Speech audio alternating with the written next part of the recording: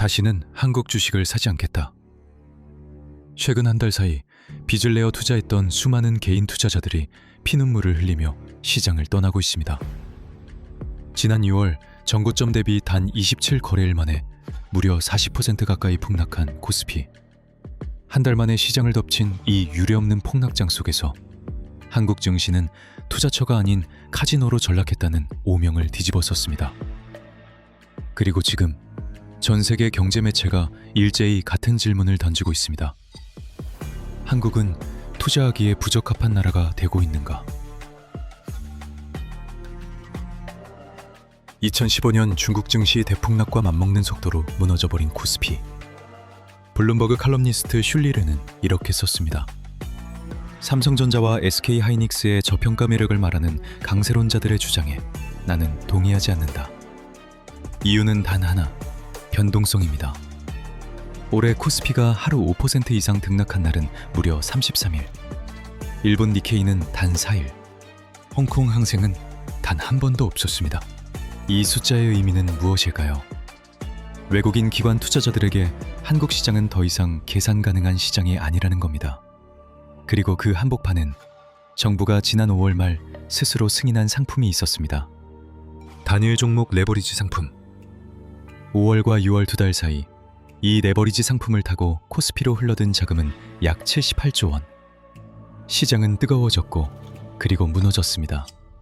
아파트를 담보로 5천만 원을 대출받아 투자했던 한 투자자는 이렇게 말했습니다. 정부가 레버리지 ETF로 불에 기름을 부었다. 주식시장을 카지노로 만들었다. 이토로의 한 애널리스트는 이 사태를 이렇게 요약했습니다. 쏠린 거래가 레버리지를 만났을 때 벌어지는 일의 교과서적인 사례다. 정부는 뒤늦게 움직였습니다. 7월 중순에서야 신규 상장을 중단하고 기본 예탁금을 1,000만 원에서 3,000만 원으로 올렸습니다.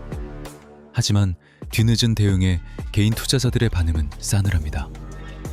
오히려 시장에 과열을 시켜야 할 국민연금마저 투자 목표치를 임의로 상향 조정하며 본연의 역할을 저버렸다는 외신의 뼈아픈 지적도 이어졌습니다. 더 뼈아픈 대목은 따로 있습니다. 7월 말 코스피가 하루 만에 18% 급등하는 기술적 반등이 나왔던 그날, 개인 투자자들은 오히려 역대 최대 규모로 주식을 팔아치웠습니다. 시장이 살아나는 순간 개미들은 떠나고 있었던 겁니다.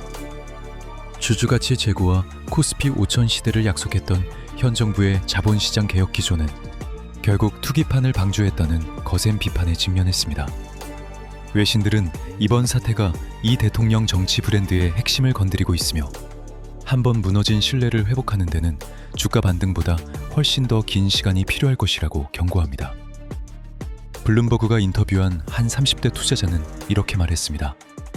그땐 완전히 열기에 휩쓸렸다. 지금은 솔직히 무섭다.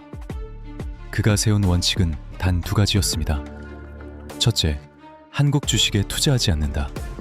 두 번째, 첫 번째 원칙을 지킨다.